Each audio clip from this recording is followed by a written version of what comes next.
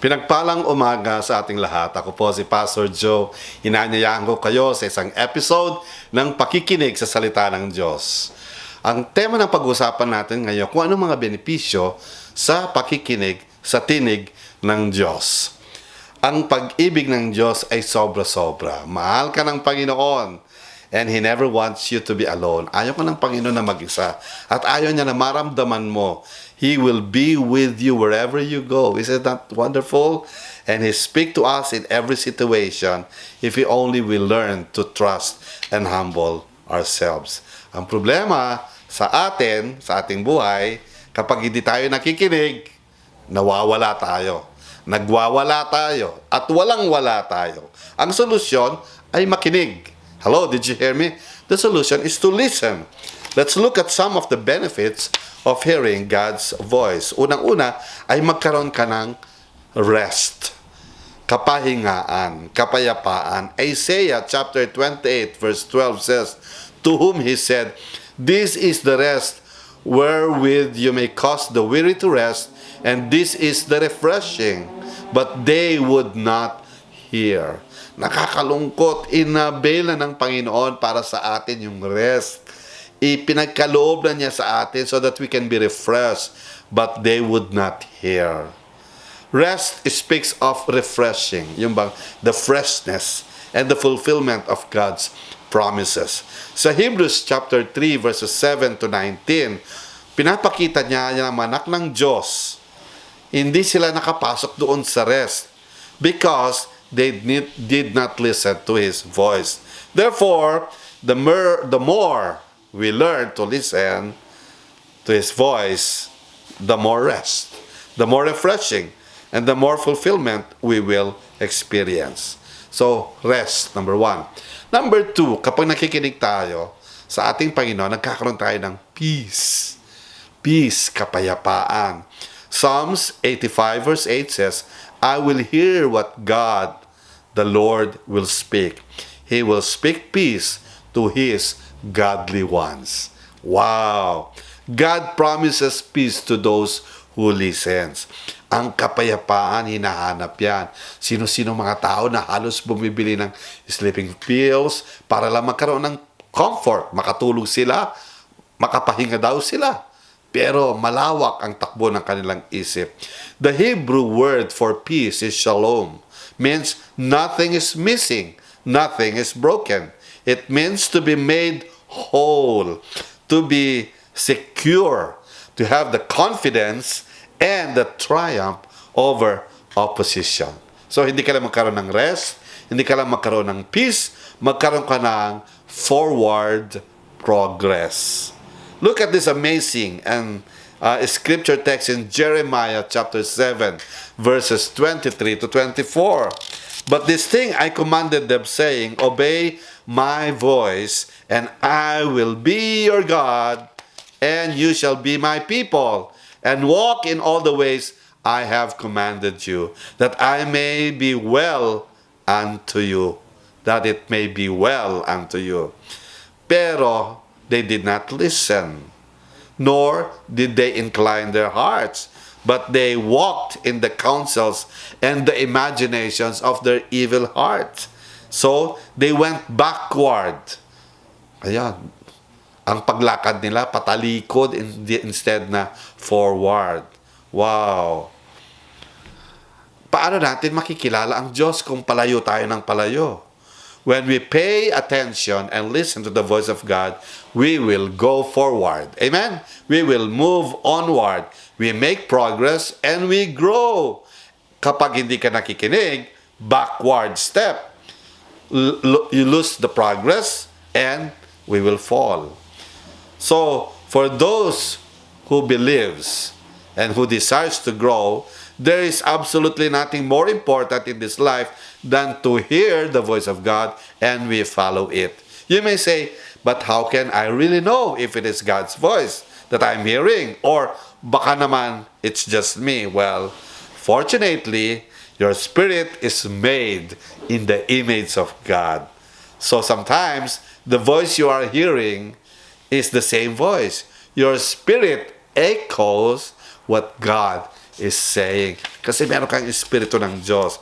Romans 8:16 says, the Spirit Himself bears witness with our spirit. In other words, they sound very similar.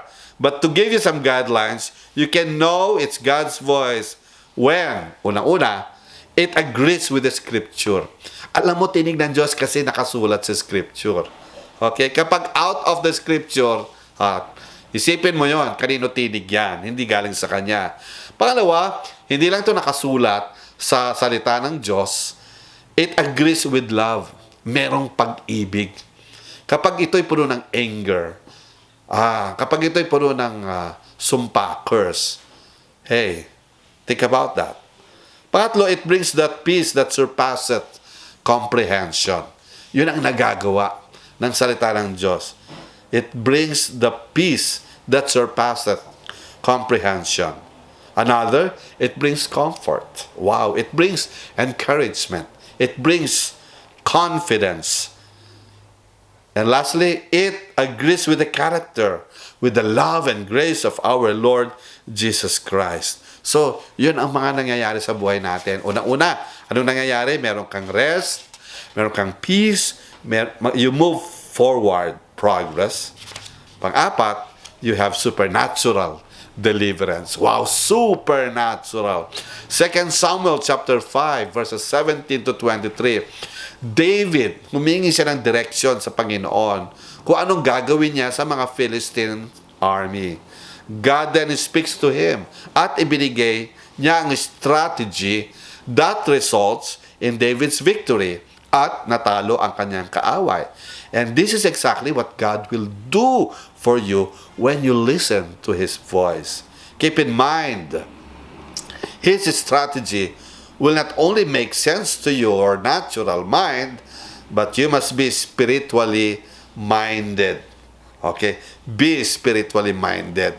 You will see, lo and behold, the supernatural act of God. And hindi lang yung supernatural deliverance, magkakaroon ng favor when you listen to God's word. Proverbs chapter 8, verse 33 to 35, he says, hear instruction and be wise, and refuse it not. Blessed is the man that heareth me, watching daily at my gates, waiting at the posts of my doors. For whoso findeth me findeth life, and shall obtain favor of the Lord. Wow! As we listen to the voice of God, and this is the highest form of wisdom, God will open doors for you that no man can close. He will surround you with favor as a shield, and you will experience His provision, His protection, and His promotion. Wow, did you hear that? Again, it is critical to make a decision in advance that you will do whatever He tells you to do before He tells you. Jesus said in John chapter 7, verse 17, do you want to know whether what I said is from God? Be willing to do it first, and then you will know. Obey first before you complain. Kasi tayo, wala pa man, nagko-complain na tayo. When we do not do what He tells us to do, our hearts begins to harden. Tumitigas ang puso mo. Napakahalaga na panatilihin ang soft heart as we continue to live, to walk, and to obey. Hebrews chapter 3 verse 7 says, today, if you hear His voice, do not harden your heart. So we see here that a soft heart is an obedient heart. Obeying God in the simple things will keep your heart soft. A soft heart can also be defined as a willingness to listen. Kapatid, I'd like to pray for you. Heavenly Father, napakaraming restless. Ang daming mga kapatid namin ngayon, mga kaibigan namin na hindi makatulog because they are worried. Wala silang kapayapaan. Naghahanap ng favor. Naghahanap ng extraordinary miracle. Naghahanap ng kamay mo sa pagkakataong ito. Lord, in Jesus' name right now, touch your people. Touch anyone listening right now at ma-realize na mahal mo siya.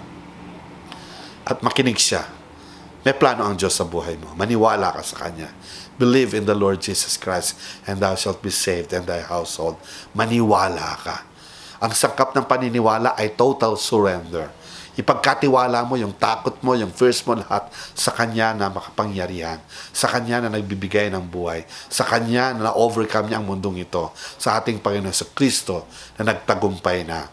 So, sa paniniwala mong yan ay magsisimulang maranasan mo ang masaganang biyaya ng kapayapaan, ang masaganang biyaya ng paghahari ni Kristo sa buhay mo at maging sa iyong pamilya.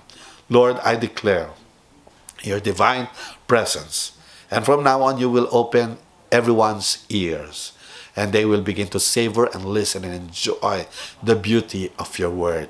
And thank you. Your words are true. Your words are powerful.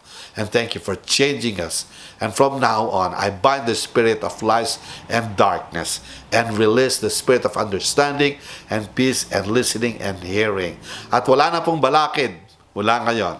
Wala nang hindrance sapagkat ang Espiritu ng Diyos na nasa amin ay magiging in tune 24/7, Spirit to Spirit, sa Espiritu ng Diyos. And thank you, O God, for opening our hearts and minds and our lives. For this our prayer in Jesus' name. Amen.